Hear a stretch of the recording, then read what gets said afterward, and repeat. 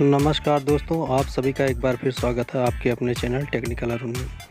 दोस्तों, आज हम डीटीएच के बारे में आपको कुछ जानकारियाँ देना चाहते हैं, जो कि कॉमन चीज़ें हैं, लेकिन जो हमारे मित्र नए हैं, इस क्षेत्र में काम करते हैं, उनके लिए वीडियो है। दोस्तों, डीटीएच में कई प्रकार की प्रॉब्लम्स आती हैं, जैसे कि इसे डेड हो जाता है और बफरिंग होता है, स्क्रैचिंग टाइप की पिक्चर आती है और कई तरीके की फ़ॉल्ट होती हैं। कभी कभी इसमें शॉक लगने का भी फ़ॉल्ट देखा गया है और इनको कैसे हम दूर करेंगे, इसके बारे में हम आज जानेंगे। और कौन कौन सी इसमें सप्लाइयाँ होती हैं, कितने कितने वोल्ट कहाँ पे मिलने चाहिए, इन सभी चीज़ों को हम देखेंगे। दोस्तों, ये रिसीवर मेरे पास आया तो इसमें क्या है, करंट लग रहा है, मतलब शॉक लग रहा है छूने पे, तो इसको हमें रिपेयर करना है। तो सबसे पहले इसमें क्या चेक करना है हमको, और इस तरीके की अगर फ़ॉल्ट आती है तो आप उसे दूर कैसे करेंगे, इसके विषय में हम आपको पूरी जानकारी देंगे। और भी जो तरीके इसमें फ़ॉल्ट आती हैं, उन सभी के बारे में मैं आपको इस वीडियो में डिस्कस करूंगा आपके साथ में। दोस्तों, सबसे पहले हम इसको सारे कनेक्शन जो लगे होते हैं, इसको हम चेक करेंगे अच्छी तरीके से, बॉडी में कहीं टच तो नहीं है। तो मैंने इसको सारा चेक कर लिया है दोस्तों, जैसा कि आप देख पा रहे हैं, मैंने एसएमपीएस बाहर कर लिया है। यहाँ पे एक हम देख रहे हैं ब्लू कलर का एक पीएफ लगा हुआ है 102, जिसका नंबर है 102, 1 kVA का पीएफ लगा हुआ है। तो दोस्तों, ये आप जैसा कि पीएफ देख पा रहे हैं, ये जला हुआ है। कभी कभी ये शॉर्ट हो जाता है, कभी कभी ये ब्लास्ट हो जाता है। यहाँ पे आपको जला हुआ साफ साफ दिखाई दे रहा है।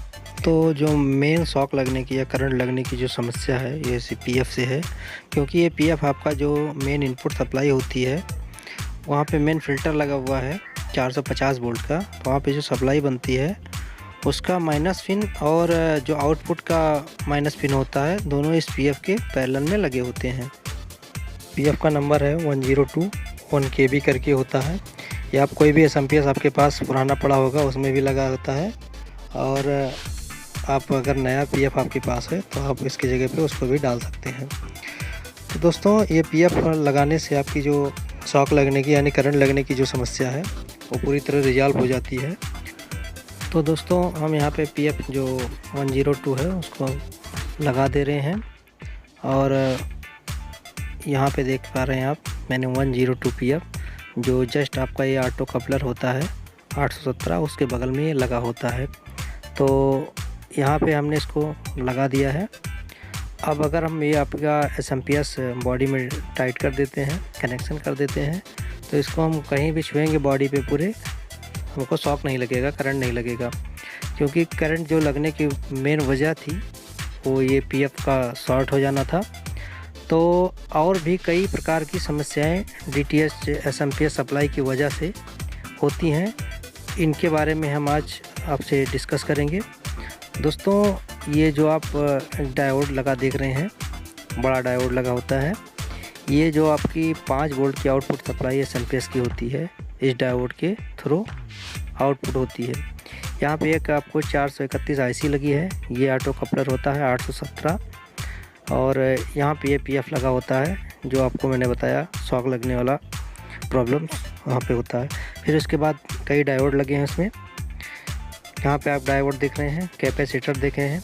तो अगर इस प्रकार का कोई एसएमपीएस आपके पास या कोई डीटीएच रिपेयर करने के लिए आता है, तो सबसे पहले आप उसके जितने भी कैपेसिटर लगे हैं, उन सभी को हम चेक करेंगे। कोई कैपेसिटर फूला हुआ है या फटा हुआ है, तो सबसे पहले हम उसको चेंज कर देते हैं, क्योंकि इन सभी वजह की, इन के पीएफ या कैपेसिटर की वजह से भी हमारा एसएमपीएस डेड पोजीशन में होता है। तो सारे पीएफ को आपको सारे कैपेसिटर को आपको अच्छी तरीके से चेक कर लेना है। जो डायोड लगे हैं, ये भी कभी कभी शॉर्ट कर जाते हैं, जैसा कि आप देख पा रहे हैं, काफ़ी हीट होकर ब्लैक हो गया है डायोड जो यहाँ पर लगा हुआ है।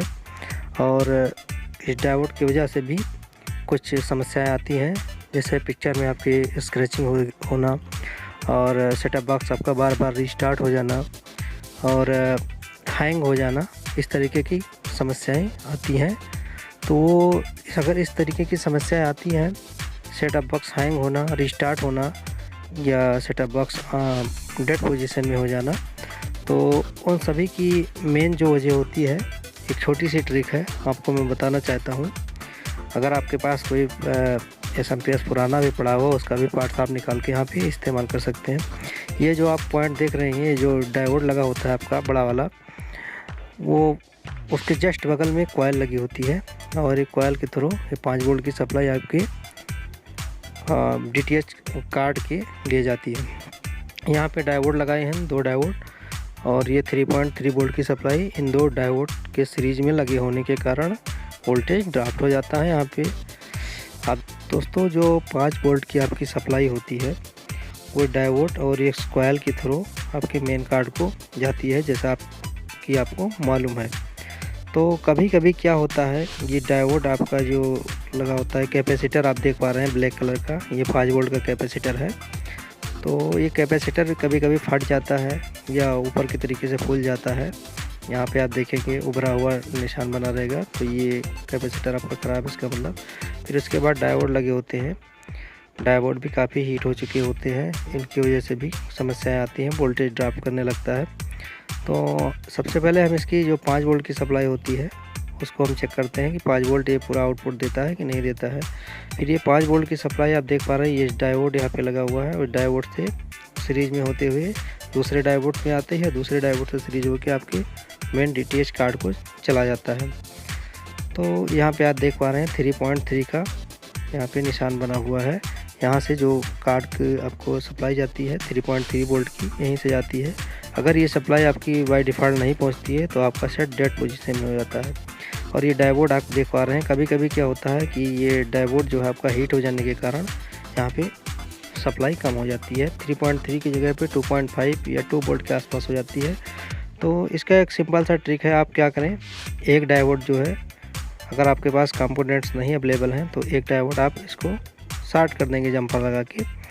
तो जो आपकी सप्लाई है 2 वोल्ट के आसपास अगर होती है तो ये सप्लाई बढ़ जाती है कि पीछे से जो सप्लाई आ रही है 5 वोल्ट की आ रही है, दूसरे डायोड पे आके लगभग 4 वोल्ट हो जाती है, तीसरे पे 3.3 वोल्ट। तो जब इसको आप शॉर्ट कर देते हैं तो आपको 3.5 वोल्ट के आसपास सप्लाई चली जाती है। ऐसा करने से आपकी हैंग की समस्या, बार बार रिस्टार्ट होने की समस्या, पिक्चर स्क्रैचिंग की समस्या और कम सिग्नल की समस्या यहाँ से सॉल्व हो जाती है। उसके बाद हमें और चीज़ें देखना है। यहाँ पे एक मेन फ़िल्टर कैपेसिटर लगा है 450 वोल्ट का, ये भी कभी कभी जो फटा हुआ होता है या फूला हुआ होता है तब भी आपकी पिक्चर में स्क्रैचिंग आती है और पिक्चर पे डॉट डॉट के निशान आते हैं। ये लाइन ट्रांसफार्मर होता है, ये भी हीट हो गया होता है तब भी पिक्चर में डॉट डॉट के निशान आते हैं। तो इन सभी चीज़ों को केयरफुली चेक कर लेंगे। अगर आपके पार्ट्स नहीं है आपके पास, तो बहुत से आपके पास पावर सप्लाई पड़ी होती हैं डीटीएच एसएमपीएस की, जो आप लोग डायरेक्टली बदल देते हैं। इन सभी को आप लगा के इस तरीके की फॉल्ट आप आसानी से ठीक कर सकते हैं।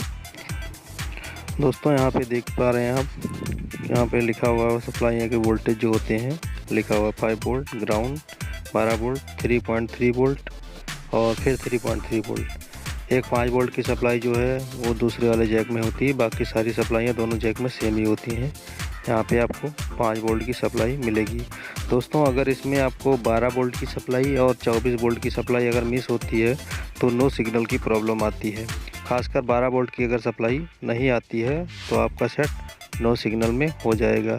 ये डायोड जो आप देख पा रहे हैं ये 12 वोल्ट सप्लाई के लिए लगा है, कभी कभी ये शॉर्ट कर जाता है तब भी आपकी नो सिग्नल की समस्या आती है। और ये 24 वोल्ट का डायोड है, इन दोनों को तो केयरफुली आप चेक करें नो सिग्नल की प्रॉब्लम में।